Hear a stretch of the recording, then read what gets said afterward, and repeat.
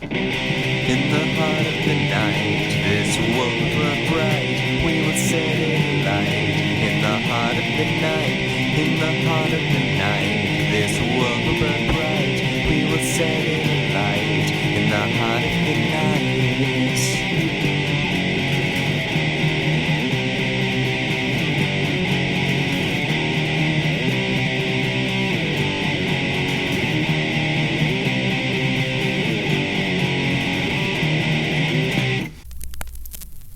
Hello everyone, I'm Anthropomantic Fiend, and I do horror-related things on the internet. And before I get into this review, just really quick, I wanted to mention that this past Thursday, I did a live interview / discussion on my channel with Ben Wright Human, whose dark mystery thriller comic, The Letters of the Devil, I had reviewed on my channel, and he came on to talk about a cryptid-themed anthology comic he worked on with a few other people called Less Than Secret. This book is, as I'm filming this, being kickstarted. There are only a few days left, so I don't know if this video is going to go up in time for you to back that Kickstarter, but I wanted to let you know that that video is there if you want to listen to us talk about his work in that upcoming book and just a bunch of other really fun stuff. If the Kickstarter is still up, I will link that below. If not, I still recommend looking into the book because it looks really cool. With that out of the way, today I'm reviewing a movie called Devil's Acid, and this review, interestingly enough, was requested by someone named Devil Jack, or really he just asked if I could review it, and since I did get a copy of it, I was like, why the hell not? I was really interested to check this one out because it was sent to me by my friend Rachel, aka Delia LaFay, when she sent me her prize box for hitting 1K subscribers. I was really happy with that. She really kind of personalized it for me, which was really sweet of her. I will link that video somewhere, and I will link her channel somewhere as well. She sent me this movie in particular because two of her friends are in the movie wearing chainmail pieces that she made for them. I also won this chainmail tie that I'm wearing from that contest. She made this herself. It's amazing. She also sent me some eyeliner, which I've been messing around with. I don't know how apparent it is, but I'm currently wearing some of that. But The Devil's Acid came out in 2018, and it was directed by Garrett Krudoff, and his only other directing credit that I could find is a short film called Sweetie Pie, but he is also an actor, and he has acted in the 2014 version of The Town That Dreaded Sundown, the Purge TV series, and he appears in the movies Sun and Incantation this year. I think Sun is already out. I do not know if Incantation is out already or not, but I know both of them are horror movies and he's in them this year. And this film stars Drew Rinverick, who was in Cirque du Freak, The Vampire's Assistant, Quail Hollow, and Broken Blood, and I forgot to write this down, but according to the back of this DVD, he was also in the Freak Show season of American Horror Story. Ashley Delaney, who was in The House Sitter, Babysitter's Black Book, and is currently on the series 911 Lone Star. Finch Nissen, who is in Broken Blood, Missing Daughter, and A Lesson in Cruelty. And Nina Leon, who is in Machete, The Domestics, and the short film Sweetie Pie. And I also just want to especially shout out Kim and Misty Ormiston, who are the aforementioned friends of Rachel who appear in the film, and according to the back of this, they were also in The Hunger Games Mockingjay Part 2, which is pretty cool. The framing device of this film's story is this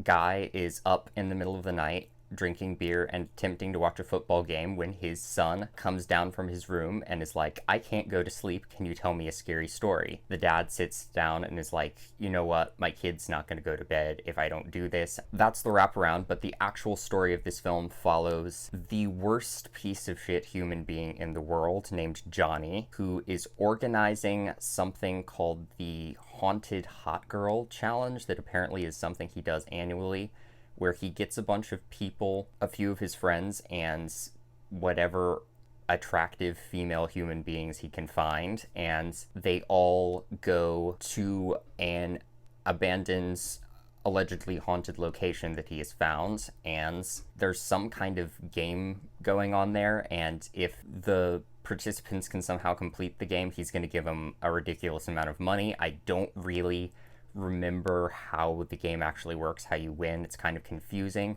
but really the goal for him is just to sleep with as many of them as possible, which is ugh. He also decides to bring this acid along with him, which everyone participating in the game takes, called Devil's Acid. It has like this little emblem of the devil on it. As people go to these different spots in this abandoned prison hospital that they have chosen as the location for this game, and everyone starts hallucinating, people actually start seeing the devil. People start dying, killing each other, hallucinating, and just really weird stuff starts happening. The score for this film was done by Tommy Granville Jr., who also scored And There Were Four, Jackdaw, and Zombie Attack 911 Call on Hold, as well as Wade Marshall, who scored the documentary Halloween 25 Years of Terror, which is a really good documentary. I highly recommend it. The short film Ruby and the Dragon, and Campin' Buddies. Their score for this film is one of the high points for me. There are bits of it that feel a lot like classic 60s and 70s psychedelic rock and acid rock. It's got this bluesy element, these kind of fuzzed out guitars. It's not like modern punchy distortion. It's like 60s and 70s fuzz, and there's this classic rock organ element. All of that was really fun. There's also kind of a modern electronic psychedelic element to some of the soundtrack that was pretty cool as well. There's also just use of what I presume is just stock classical music. I would not be able to pick out what classical pieces they are off the top of my head. I'm not that cultured, but they were all very instantly recognizable and were kind of used to contrast with something really lewd and gross that was happening in that scene. Visually speaking, I think some of the visuals are also another high point of this film. I really like the opening credits sequence. It also kind of taps into that vintage psychedelia. It's very grainy and has these really intense reds and purples and clashing colors, and all of them are overlapping, and again, it's just this very classic, grainy, somewhere between the 60s and 70s psychedelic feel, and I thought that was really fun. That unfortunately does not carry through the whole film. I don't really think it should have carried through the whole film because there are points where things need to be more or less grounded in reality, but when some of the characters are hallucinating, they bring back a little bit more of that aesthetic, which was appreciated. The scenes that don't have that aesthetic don't really have anything too terribly special going on visually, but camera quality is clearly good, lighting's fine, all of it looks decent, and the abandoned prison hospital setting was also really cool. Their graffiti that they put on the wall isn't particularly convincing. I don't think it was supposed to be, but it was all really silly. It was just a lot of like, abandon all hope ye who enter here, assholes. That kind of weird juxtaposition of like hellish imagery and the sense of humor of a really filthy minded middle schooler. Again, they do bring that psychedelic element back for a few of the other scenes. Probably the highlight for me was the Sacrifice of Innocence scene. If you've seen the film, I think you have to know what that scene is. It involves Kim and Misty Ormiston, and it has this very 70s art house, grindhouse, surreal vibe to it. It's one of the most legitimately eerie and dark scenes in this film that's mostly just raunchy comedy. Of course, it then immediately gets broken up by something ridiculous, but in that one instance, it really reminded me of something that could have been out of a film like The Blood-Spattered Bride. And there is one tiny shot towards the end of the film that is a very clear homage to The Evil Dead. If you've seen The Evil Dead and you've seen this movie,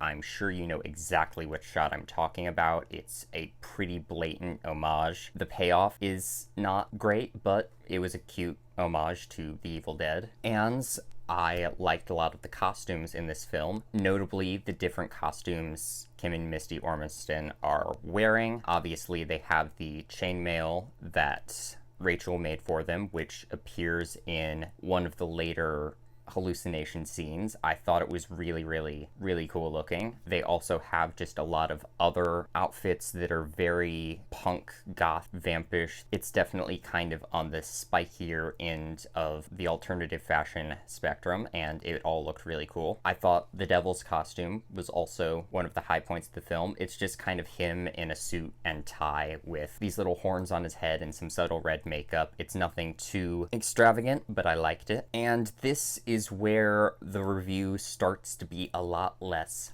positive, because getting into the characters, we have to start with Johnny. Johnny is played again by Drew Renverick, and Drew Renverick has dwarfism. I liked that is never really made the butt of a joke in the film at all. It's not really even addressed. That's just him in this character. That said, the character of Johnny, the first thing our narrator says when he begins the story is like, so once upon a time there was this guy named Johnny, and what you need to know about Johnny is that Johnny is an asshole. And that is very quickly established because we see the people who work at his lavish residence are peeing in his swimming pool and licking his food before serving it to him. They clearly hate him. And understandably so, because over the course of the film, he says just about every racist, sexist, misogynist, womanizing, and transphobic thing that you can possibly say. That's kind of hyperbole, but he kind of checks all of those boxes in terms of yikes. None of that is ever supposed to be justified in this film. You're supposed to hate this character. He's not supposed to be likable. He even says something really nasty at one point, and it cuts back to the dad narrating this to his kids, and they're like, whoa, whoa, whoa, whoa, whoa. Did you just say that, Dad? And he's like, no, it's fine. It's Johnny that said it, because Johnny is an asshole. But even then, it was just not fun to watch him just be a horrible person over the course of this whole film, because there are not really any truly likable characters. Aisha, who is one of the people who works at his residence, she was pretty likable, but she didn't get a lot of screen time. The devil's kind of fun. I really like the overall vibe of Kim and Misty Ormiston's characters of the twins. They don't really have a lot of personality. They just kind of float around and are spooky and sultry and seductive. It's kind of a shame that they don't really have any character traits, but you could tell that they were having fun with what they were given, and I enjoyed watching their performances. And my other favorite character is Frederick the Flower. Frederick is just a random flower that this one girl brings along with her. Frederick is literally just a flower. He doesn't have dialogue. He doesn't do anything in the film. He's barely in it. But this girl is talking to this flower like he's her boyfriend, and Frederick is just the only character that doesn't do anything to hurt anybody in the film. He's just a flower, and therefore the most likable character in the film. Probably. The premise is just yikes as well. Obviously, that's the point because Johnny's an asshole. I was kind of engaged and intrigued as to what was going to happen next, but kind of like I said with the Castle Freak remake, stuff just kind of happens in this movie without any rhyme or reason. Granted, this movie has more of a reason for that to be the case, because it is a series of weird acid trips, and it is also just a stream of consciousness random story being narrated by these two kids' drunk dad at presumably like 2 o'clock in the morning or something. And they kind of address that the story is going off the rails because, did I mention that there are two kids? There's the younger kid who asks for the story, and then the slightly older kid who can kind of make snarkier comments comes in later. He will sometimes like interrupt the story and be like, what the hell's going on here? They really do show you that the dad is just as lost as the audience is, because he doesn't know what he's talking about. But even then, it's just kind of a mishmash of events, and those events are 99.9% really crude, gross, off-color humor that just didn't land. That other 1% was full of kind of fun, absurd humor scenes. Notably, there is a scene where the girl I mentioned before is talking to a hallucination of this sophisticated chess player and having this philosophical conversation with him and playing this game of chess that she's just completely hallucinating. It adds nothing to the plot. It just comes out of nowhere, but that is what makes it so funny. But just the everything else is, ugh.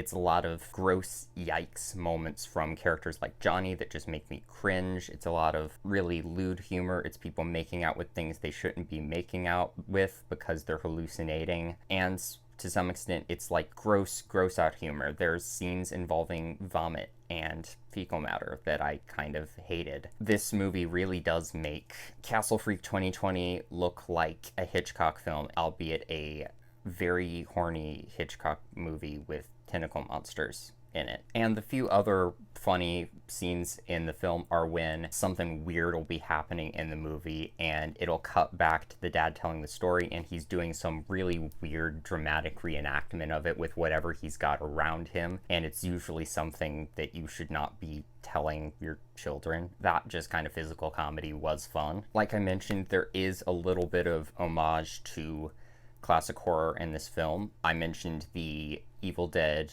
homage in the cinematography, but dialogue-wise, there is a reference to The Shining towards the end of the film, albeit the most obvious eye-roll-worthy Shining reference you can possibly imagine. It's a horror comedy. There's a character named Johnny in the film. You can figure this one out on your own. There is a fight scene near the end of the film involving sex toys, and all I have to say on that is Deathgasm did that better. In regards to special effects, there were some digital things superimposed into some of the hallucination scenes, and it was not a good effect, but because it wasn't a good effect, it kind of added to the visual humor of everything. And then for the really gross out humor that I mentioned, there are a couple practical effects, and I can't really say they looked good because they made me want to throw up, but I guess they worked for what they were in the film.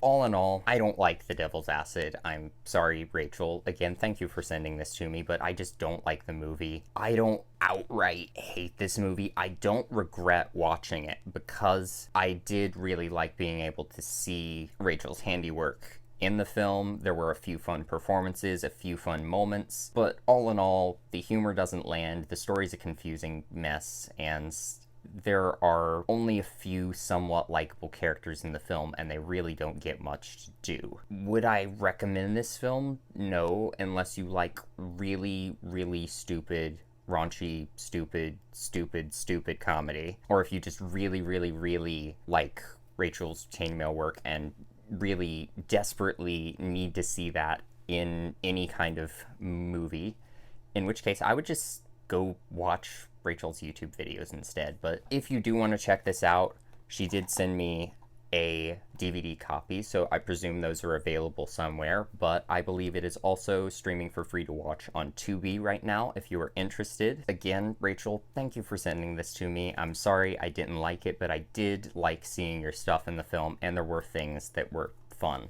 about it. So that is my review of Devil's Acid. Thank you for watching my video, and hopefully I will see you in another one. Bye.